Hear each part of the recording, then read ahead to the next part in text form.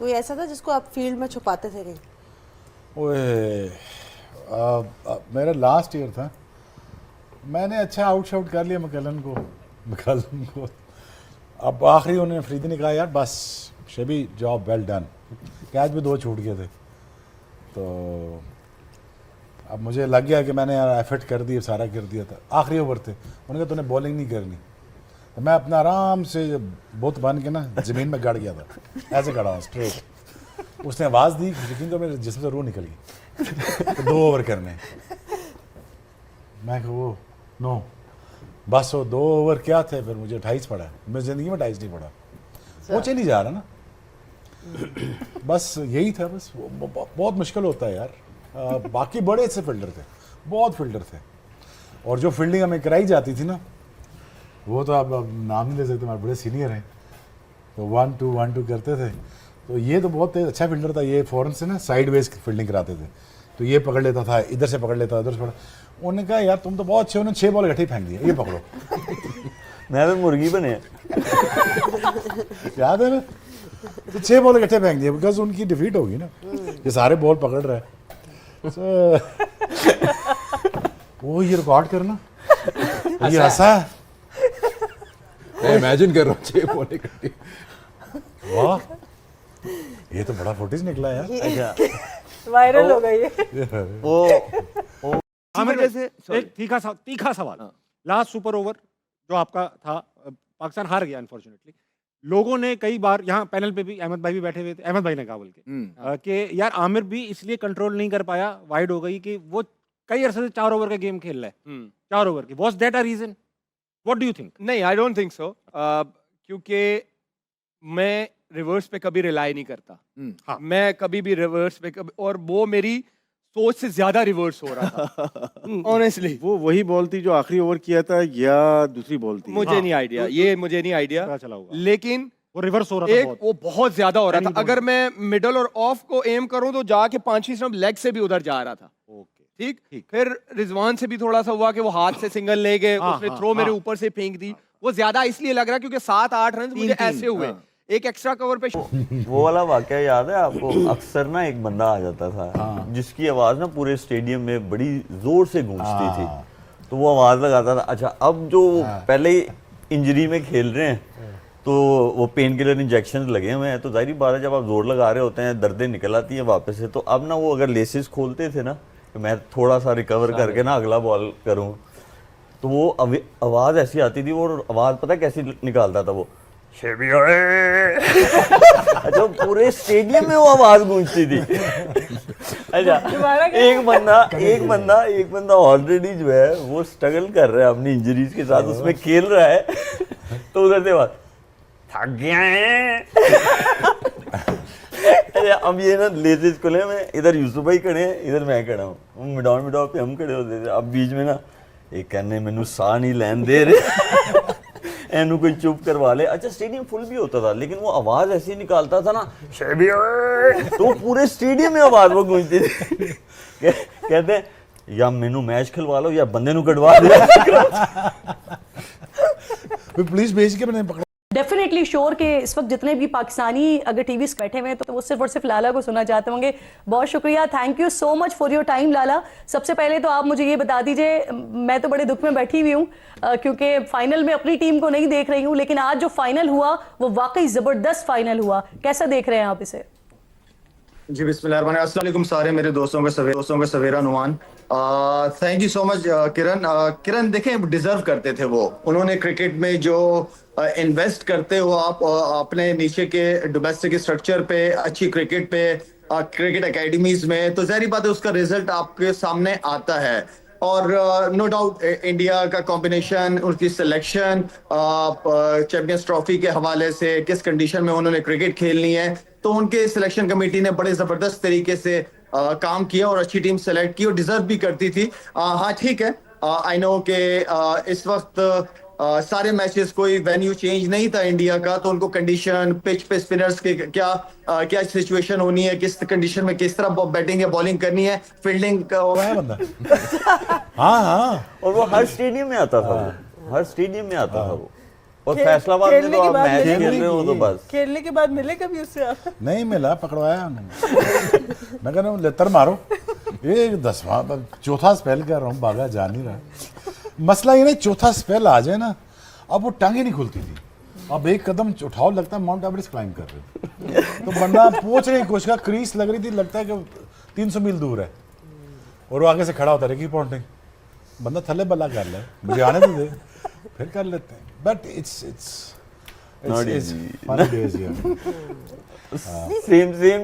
Same match में जब आपने बोला ना कि और ज्यादा बॉलिंग नहीं करनी, अब कर लिया, हो गया, लाला ने इशारा कर दिया नहीं करनी, अब वो सिचुएशन ऐसी आ गई, करानी पड़ गई। तो तुसी ना थर्ड मैन तो फाइन लगते जा रहे हो, बैट्समैन लेफ्ट ही आया ना सामने, तो अब सिचुएशन बन गई। तो लाला ने ना किसी से पूछा फील्ड में कि मैं ओवर कर रहा हूँ, क्या कहते, मेरा नाम नहीं।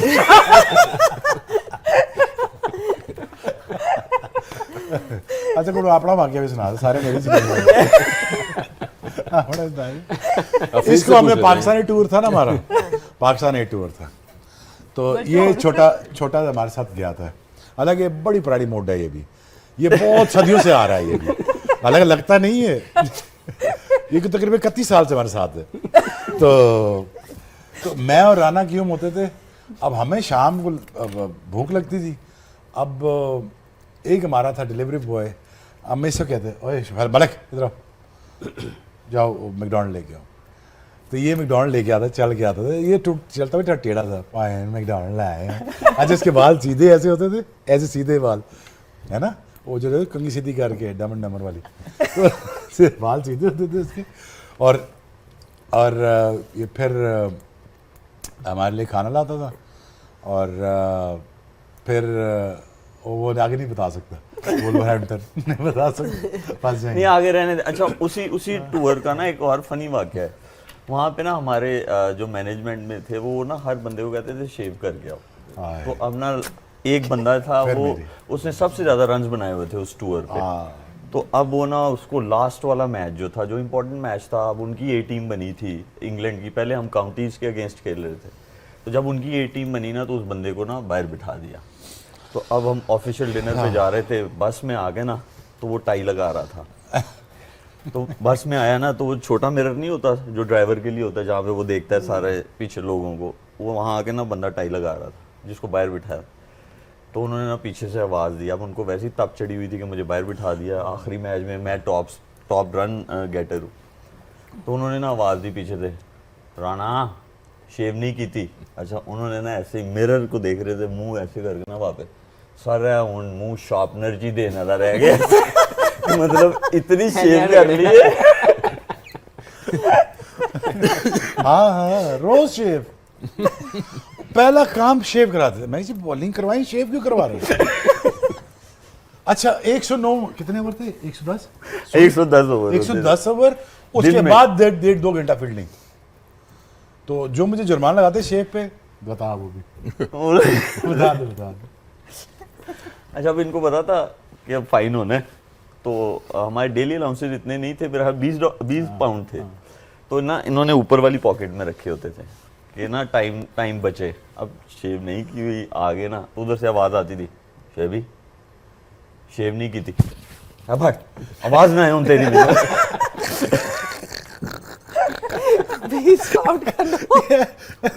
यार क्या यार, वो 110 ओवर फील्डिंग, थके हुए हैं। मलक को कह रहे हैं, मैं और राना, मलक कह रहे हैं मलक जा रोटी लाया यार, अब बहुत हिला नहीं जा रहा। 2 घंटे फील्डिंग उसके बाद। बहरहाल जब मैं फिर खेल गया, फिर मैंने फ़ोन किया उनको।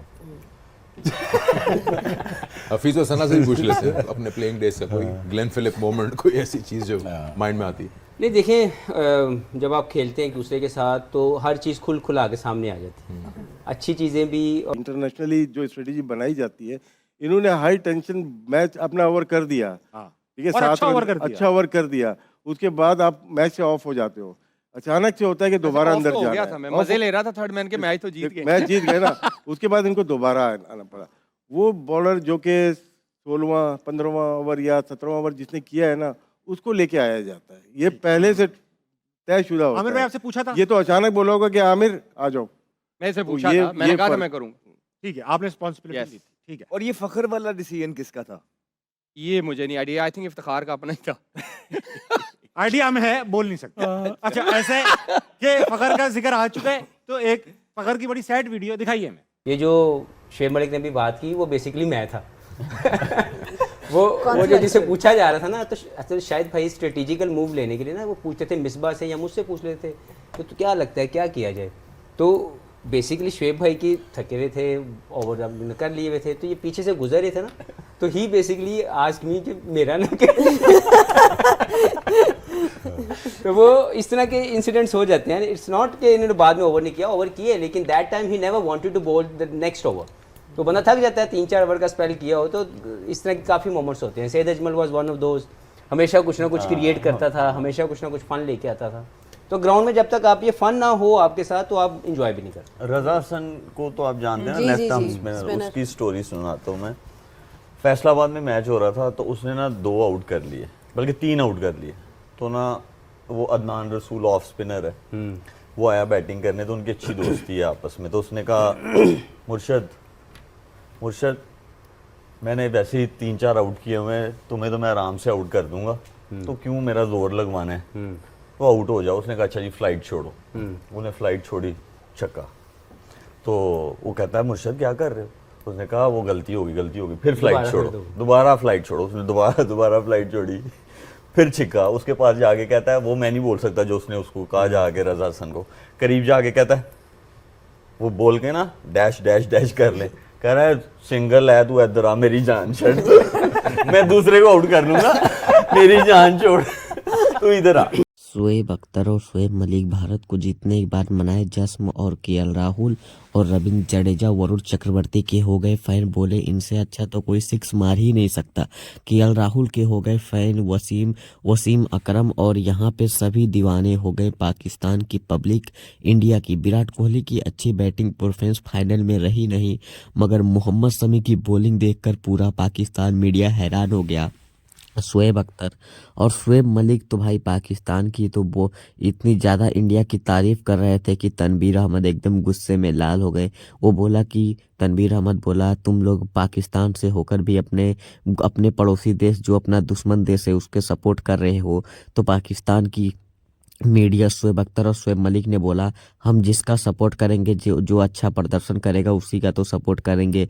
रविंद्र जडेजा और केएल राहुल की इतनी ज़्यादा तारीफ हुआ पाकिस्तान में कि रविंद्र जडेजा और केएल राहुल का नाम इस समय पाकिस्तान में बिक रहा है, और पाकिस्तान में रविंद्र जडेजा की नाम और केएल राहुल की नाम पे एकदम बवाल हो रहा है, क्योंकि इतनी तगड़ी परफॉर्मेंस, इतनी तगड़ी छक्का, इतनी तगड़ी 6 देखकर पूरी पाकिस्तान मीडिया बौखला गई है। वो सोच रही कि कहाँ से भारत के पास इतने नए नए प्लेयर जो हैं इतने तगड़े परफॉर्मेंस कर रहे हैं, जो कि पुराने प्लेयर सभी बुझा रहे हैं कि अच्छे खेलते नहीं, मगर फॉर्म में देखो तो सभी अच्छे फॉर्म दिखा रहे हैं।